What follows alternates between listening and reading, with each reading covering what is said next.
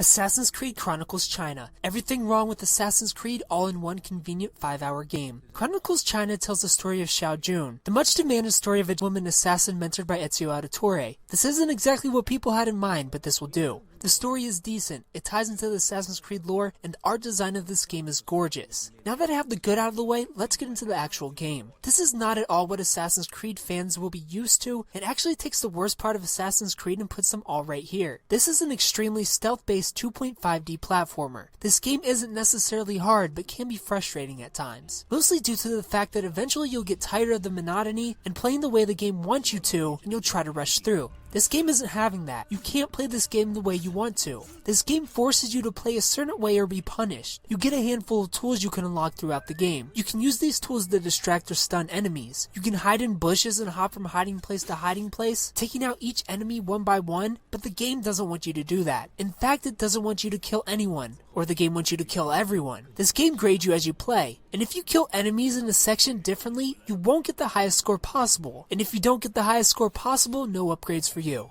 That's right, you can't stealth through half of a section and slice through the rest. You have to pick one game style and stick to it. You do get weapons, you get a sword, a hidden blade in your boots, but the combat system is garbage. For starters, your health bar is a joke. Get ready to die in 1 and 2 hits for most of the game, especially from the annoying throwing stars and crossbows that every enemy has. A little over halfway through the game, there's an enemy introduced with an indestructible shield that can only be killed by flipping over and getting to his back. Only problem is, flipping over an enemy is super confusing, and when you finally get to his back, he turns around before you have a chance to attack him. Don't worry though, you can run to a wall and climb away, but never mind. He has throwing stars. You're dead. Restart. All the way back at the beginning of the section. Did an optional objective along the way that took forever to do? Don't worry, you get to redo that too. The checkpoints in this game are complete garbage, adding to the frustration. It's so disappointing to give a combat system and be so against players using it. If you're an aggressive player like I am, you're going to have a tough as nails time playing this game. 2 enemies at a time is hardly doable. 3 or 4 and you better just put your controller down and let your death happen. You're forced to have to resort to stealth. So if you hate stealth like I do, you're out of luck, which is a shame. There are some pretty cool time-based runner levels that were the highlight of this game for me. I think a game of this type could really benefit from a more fast-paced hack-and-slash style of gameplay. This would definitely make the experience more enjoyable. I know Assassin's Creed fans love stealth. I even love to try my hardest to be stealthy in the main games as much as I can. But unlike in the main games, I feel like if I don't play the way the game wants me to,